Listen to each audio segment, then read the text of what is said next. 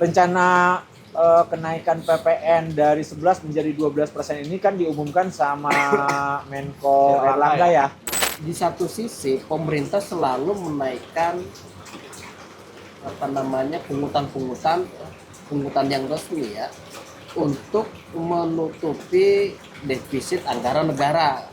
Dengan ini saya nyatakan acara pada malam ini saya buka. Tok tok tok, udah silakan bubar. Berarti kualitas programnya memang belum ini ya. Ya, harusnya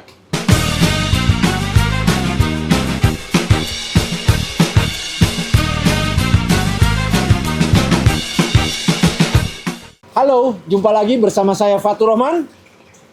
Kok aneh openingnya? Openingnya memang sengaja dianehin. Oh, aneh. Kenapa dianehin? Karena bingung kita mau diskusikan apa. Diskusikan soal ini aja, soal PPN. Hah? PPN akan naik di tahun ini. apa itu PPN? Pajak pertambahan nilai. Nah, sebelumnya kan di tahun 2023 sampai per Maret hari ini itu kan hanya 11%. Jadi kalau misalnya kita makan misalnya di restoran itu juga ada PPN-nya tuh.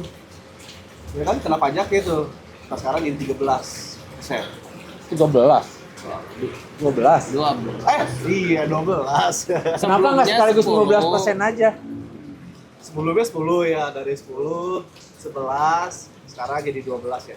Ya, rencana kenaikan PPN dari 11 menjadi 12% ini kan diumumkan sama Menko Erlangga ya.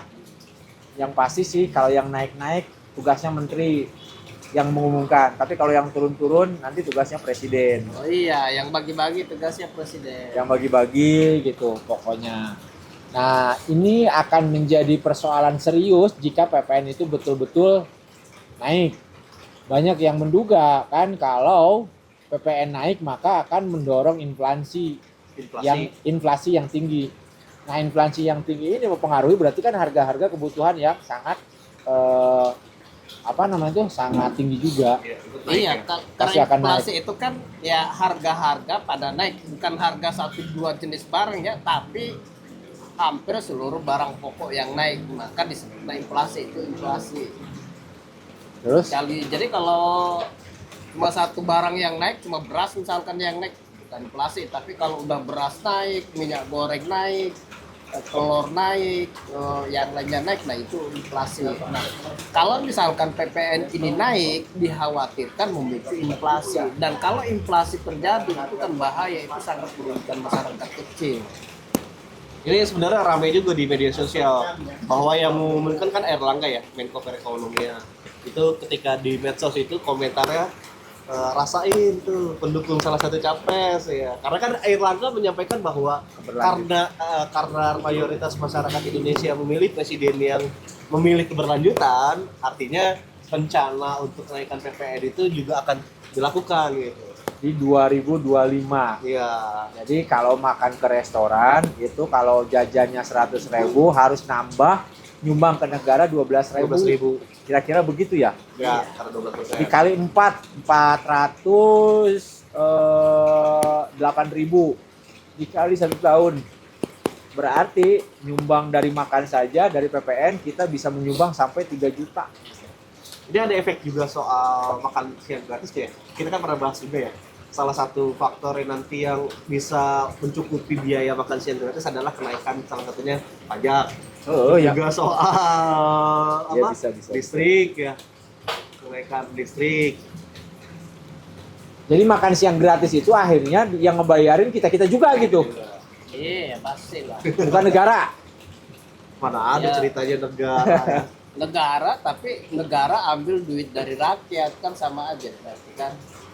Nah, ini memang menjadi persoalan yang menurut saya cukup serius ya, karena di satu sisi pemerintah selalu menaikkan pungutan yang resmi ya untuk menutupi defisit anggaran negara. Tetapi pada sisi yang lain pemerintah kurang memperhatikan keberlanjutan perusahaan-perusahaan yang harus ditarik PPN-nya. Nah, tahun kemarin misalkan atau udah tahun ini ya, pajak hiburan gitu ya, yang Oh, sempat iya. demo juga kan Tapi sampai dinaikin jadi dibatalkan 40% kan, 45% ya. Itu kan cukup tinggi. Jadi satu sisi pemerintah hanya tarik duit dari pengusaha, tetapi pada sisi yang lain dia tidak memperhatikan keberlanjutan perusahaan. Iya, Banyak loh perusahaan di Indonesia yang sudah gulung tikar, terutama yang garmen-garmen tuh sejak Covid bangkrut, tak berdiri lagi. Karena Nah, kalau misalkan ini berlanjut terus seperti ini ya bukan tidak mungkin akan semakin banyak perusahaan di Indonesia yang gulung tikar. Nah, kalau perusahaannya gulung tikar ya sama aja Indonesia yang rugi karena potensi untuk mendapatkan pajak dari perusahaan itu jadi tidak ada. Jadi harusnya imbang. Satu sisi perhatikan penghasilannya, pendapatannya, tapi di satu sisi perhatikan juga perusahaan yang memberikan kontribusi pajak terhadap negara. padahal kan kalau untuk menaikkan pajak dan sebagainya itu adalah cara mudah untuk mendapatkan penghasilan ya atau pendapatan. Ya, Sebenarnya banyak cara yang bisa dilakukan pemerintah untuk mendapatkan tambahan pendapatan. Contoh misalnya, hari ini kan banyak pendapatan negara itu yang bocor dari sisi retribusi parkir misalnya. Itu kan kecil ya buat daerah juga. Nah dari situ aja kan tidak seoptimal mungkin bisa diambil karena ada beberapa faktor, ada beberapa variabel. Salah satunya ada ormas di sana. Itu salah satu contoh. Yang kedua, contoh kebocoran misalnya dari tiketing, misalnya nonton, tiketing musik dan sebagainya. Yang dulu Pajak korporasi ya. ya, yang dulu mungkin ada top box atau box yang bisa langsung otomatis mengambil pajak, yang hari ini juga udah nggak ada lagi di beberapa tempat. Nah itu kan salah satu faktor penyebabnya kebocoran. Kenapa nggak itu dulu yang dioptimalkan sehingga tidak perlu dengan cara mudah menaikkan pajak? Karena dengan menaikkan pajak siapapun presidennya pasti bisa. Nggak harus di pemilu dulu. kalau Ya, itu kan setuju. lebih menyentuh ke daerah ya. Nah, kalau pajak itu kan nasional, jadi PPN, duitnya PPH. langsung masuk ke nasional. Kalau yang parkir misalkan itu kan hanya untuk daerah dan tidak ada bagi hasil. Nah, kalau misalkan yang kayak apa namanya tuh NJOP, nah itu kan ada bagi hasil itu meskipun itu dikelola oleh daerah tapi juga ada bagian pusat di situ. Masih ada untuk Maksudnya tadi perumpamaan sebagai contoh aja. Nah, kalau contoh nasional memang agak rumit. Agak Ya rumit paling sih, dari migrasi gitu kan, barang-barang yang masuk yang selama ini tidak Iya, bea cukai, cukai, ya kan? Bea cukai. Nah itu juga kan masih belum optimal. Iya, tapi Handphone, kan ya. itu agak rumit di situ karena memang ya tidak sebesar ketika menaikkan pajak, karena menaikkan pajak ini adalah hal yang mudah dan nilainya sangat besar. Meskipun itu 1%, tapi dikali di ribuan puluhan ribu perusahaan ya itu nilainya akan sangat tinggi. Nggak hanya perusahaan loh, kita juga loh. Iya, Kita kan makan di restoran tadi kan juga ada PPN. ya PPN-nya masuk ke, jadi itu pintar-pintarnya restoran sebenarnya itu. Jadi sebenarnya yang dikenakan yang dikenakan PPN itu ya restorannya, cuman oleh restorannya mengenakan PPN itu ke kita. Iya, Jadi betul. udah langsung tercatat misalkan harga makanan 100.000. Nah, kita harus bayar jadi 112.000 karena 12.000-nya itu adalah PPN yang harus disetorkan oleh restoran ini ke pemerintah. Yang kalau di industri saya, PPN yang udah diambil itu adalah kalau saya pasang iklan di Instagram, pasang iklan di Facebook, pasang iklan di Google, sudah langsung dikenakan 11% gitu kan, 11% itu kan. Di invoice-nya ada ya, di Facebook itu 11% untuk pajak. Bagus sebetulnya. Nah, cuman justru gue pengen tanya ke lu, perusahaan lu misalnya, lu kena PPN berapa per tahun? Setahun deh. Hafal. Hah? Nggak hafal. Tapi jelas memang kalau ada klien Ratusan ada. berkaitan dengan iklan pasti ada Ada pajak ya, gitu. ada di atas 100. Ada lah, lebih lah. Lebih di atas 100. Nah, sementara maksud gua, sementara dia mendapatkan kontrak dari pemerintah di bawah itu.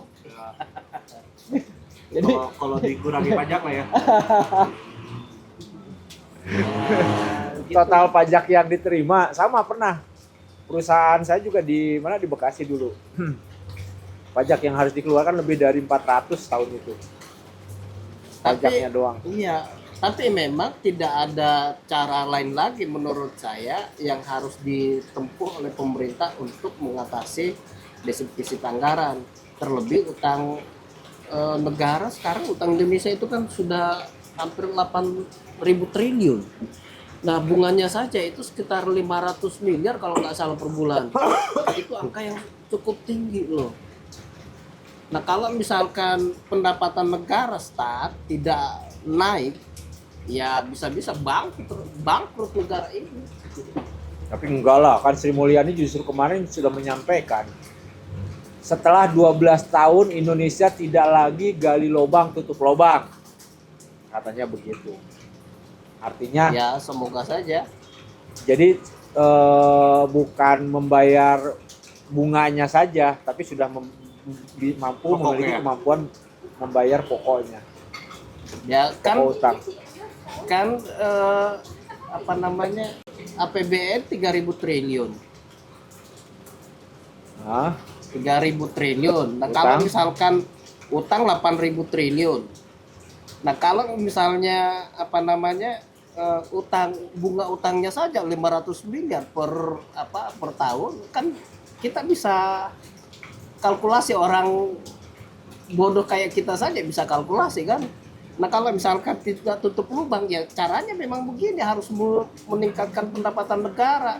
Misalkan pendapatan negara itu harus di atas 3.000 triliun, bisa 4.000 triliun atau 5.000 triliun. Nah, itu supaya tidak gali lubang tutup lubang. Nah, supaya tidak gali lubang tutup lubang, ya jalan yang harus ditempuh adalah menaikkan segala yang bisa dinaikkan supaya pendapatan negara bisa naik. Ya memang begitu. termasuk jalan Ada tol. misalnya salah satu ini juga, salah satu solusi ya, selain misalnya harus menaikkan PPN atau pajak, adalah efisiensi kan. Nah, efisiensi apakah bisa dilakukan oleh pemerintah? Kalau misalnya kita ya, di perusahaan kita ya, nah kemarin gue juga baru efisiensi itu, beberapa poin-poin yang kira-kira memang sebisa mungkin bisa ditekan gitu. Nah, apakah di negara bisa dilakukan dengan itu? Contoh misalnya, ya udahlah, perjalanan dinas, perjalanan apapun itu ya, yang memakan uang negara atau APBN itu bisa dihemat. Contoh itu ya, contoh kecil ya.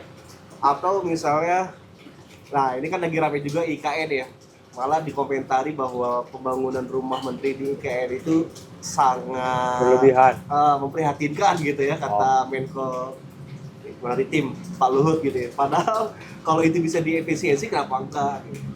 Misalnya kayak gitu. Bisa nggak sih negara harus efisiensi? Ya, Ya. bisa aja sebenarnya efisiensi itu sudah dilakukan, udah ada standar-standarnya. Dan sejak Sri Mulyani jadi Menteri Keuangan kan memang udah hampir ya rapat di hotel saja itu ada standar biayanya semua.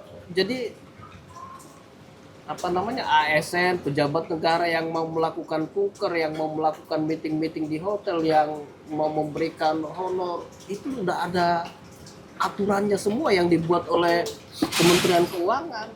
Itu diatur melalui peraturan Menteri Keuangan. Standar-standarnya ada, termasuk kalau meeting nggak boleh menggunakan nggak boleh, rate-nya itu nggak boleh di atas ini. Ya, keluar negeri juga seperti itu. Nah, kalau misalnya perjalanan dinas dibatasi, ya cara pembatasannya memang seperti itu, bahwa untuk misalnya ke Belanda ya hanya batasnya sekian, tidak boleh lebih. Hanya itu yang bisa dilakukan. Karena dan gini, itu sudah pengalaman gue ya ngobrol dilakukan dengan sebenarnya. dengan anggota dewan, bahwa mereka itu sangat tersiksa ketika SPJ atau perjalanan dinas itu turun dari yang semulanya jutaan 300-400 ribu.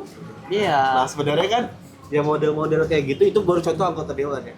Gimana Tapi kalau misalnya dirjen, irjen, menteri gitu. Tapi menurut saya bagi Indonesia penghematan di pemerintah itu bukan pilihan. Kalau bisa boros kenapa hemat gitu. Kalau bisa boros, kenapa hemat? Setuju gua. Tapi yang paling penting bagi Indonesia adalah PNS-nya itu atau pejabatnya itu makmur, tetapi produktivitasnya ditingkatkan berlipat-lipat. Kalau dapat 1 juta, ya dia harus mampu menghasilkan ke negara 3 juta rupiah. Nah, harusnya gitu ya, betul. Harusnya sepakat. gitu. Sepakat. Sehingga gue sebetulnya agak setuju dengan jargonnya Presiden Jokowi waktu periode pertama, kerja gitu kan. Ayo sampai mati gitu. Kerja gitu, biar artinya Sampai tipes. enggak, kerja biar gue bisa menang lagi gitu, maksudnya gitu untuk periode kedua. Nah, karena yang terjadi yang tadi disampaikan betul. Ketika gue mengikuti sebuah menjadi dapat undangan dari kementerian, dari salah satu kementerian menjadi peserta, diundang, memang di bensinnya dibayarin, terus kemudian tol dibayarin, terus dalam 1 hari dibayarin, terus kemudian makan siang, Gratis. makan malam hari itu ya, itu udah pastilah gratis. Penginapan iya, bintang 5 iya. Dalam 1 hari apa yang saya lakukan? Apa tuh? Menikmati hidup. Menikmati pembukaan dari seorang pejabat kementerian yang hanya 30 menit. Jadi setelah itu ya sudah istirahat. Silakan Bapak Ibu, terima kasih. Nah, besoknya gitu lagi. Berarti formalitas dong. Nah, gua ngebayangin, saya kan baru merasakan bagaimana menjadi Kalau peserta. itu yang penting ada dokumentasi, Bos. Biar cair SPJ ya. Ya maksud saya gini, kalau hanya sekedar ya Allah, kalau cuma sekedar gini doang udah zoom aja sih gitu kan. Ngapain gitu? Untuk saya, kalaupun saya hitung ya, saya habis misalkan 500.000. Terus kemudian untuk makan 500.000, 1 juta. Untuk penginapan katakan 500.000 ya, 1 juta. Dapat dikasih honor pula gitu kan per harinya. Itu berapa ya? 120.000. Berarti kan hampir 2.200.000 hanya untuk mendengarkan pejabat itu sambutan yang nggak tahu isi sambutannya apa gitu. Dengan ini saya nyatakan acara pada malam ini saya buka. Tok. Udah silakan bubar. Berarti kualitas programnya memang belum ini ya. Ya, harusnya kualitas program yang mendapat perhatian serius.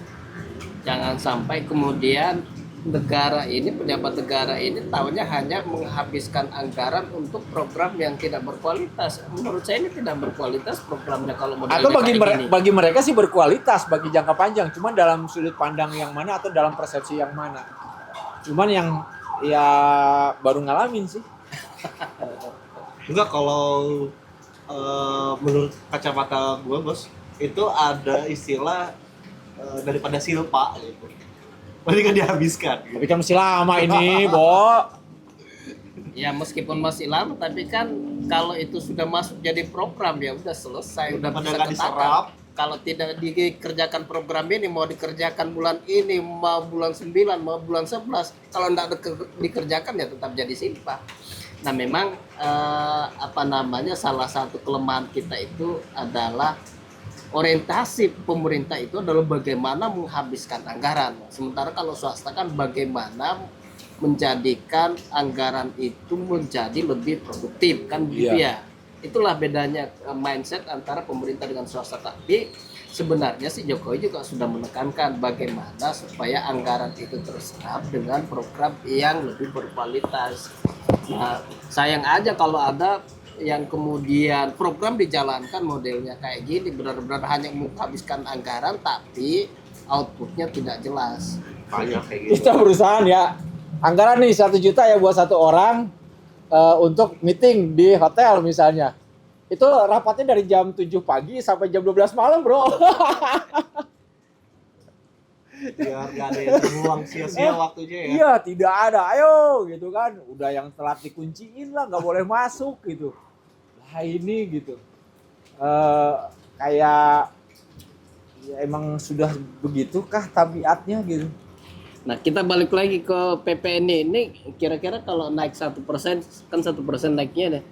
Ini dalam setahun itu berapa tuh totalnya? Nggak ada ya? Nggak ada datanya ya. Jadi kalau mau merekam soal kenaikan pajak atau kenaikan PPN memang selalu akan melahirkan plus dan minus nih. Memang kalau dari kalau kita melihat dari persepsi peran vital PPN pada pendapatan negara yang sangat besar, misalkan terbukti per November 2023, misalkan kan PPN menjadi kontributor terbesar penerimaan negara sebesar 23,8% nih. 23%.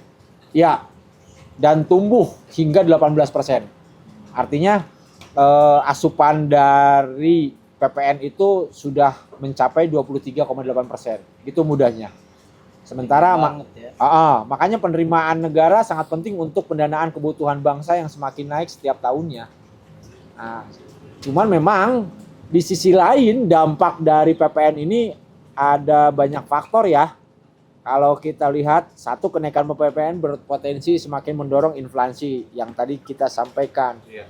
Karena bagaimanapun juga kebutuhan pokok yang harganya semakin menanjak akibat harga komoditas global yang meningkat itu akan mengerek akibat kenaikan PPN itu. Ya minimal mah cabai lah pasti akan ngejerit lagi. Harga cabai akan semakin pedas, harga goreng makin meroket gitu. Terus kemudian penurunan daya beli masyarakat akibat kenaikan PPN juga berdampak pada perlambatan pertumbuhan ekonomi. Ya. Umumnya karena PPN naik, sulit nabung. Sekarang aja udah susah nabung. Iya, sulit nabung, akhirnya susah belanja. Ya, anak-anak muda akan sulit nongkrong. Bener. Kopi shop sepi berarti ya. Nah, nggak tahu juga nih, apakah malah tambah ramai atau malah tambah sepi. Karena ada ada dorongan untuk bekerja lebih keras lagi. Nih sebetulnya Kepala Ekonom Bank Permata Joshua Pardede memperkirakan kenaikan PPN sebesar 12% pada 2025 akan mengerek inflasi sebesar 0,6 hingga 0,8, padahal Bank Indonesia menargetkan inflasi pada rentang target 1,6 sampai 3,5% di 2025. Itu sudah ada kepastian. Artinya lebih kecil ya daripada proyeksi Bank Indonesia. Ya. Kan 0,6 tadi ya. Ntar Bank Indonesia itu 1, sekian. 0,6 memang lebih kecil dong. Ya meskipun akhirnya sebetulnya mudah-mudahan ini tuh udah keputusan tetap atau cek ombak lagi nih. Ini kan pemerintah kita kadang-kadang ini. Kalau ada rakyatnya lagi rame, ayo penolakan PPN gitu. Hah? Ya, Cek ombak gak sih? Wah, ini udah pasti Harusnya berlaku sih kan udah 2025 ini. kan? Ya. Ini sih udah pasti berlaku. masalahnya udah diumumkan ya. Iya. Karena dari yang 10 ke 11 aja sosialisasinya juga minim tetap berlaku. Ini 11 ke 12 pasti juga berlaku gitu. Tinggal lu soal waktu aja. Ya.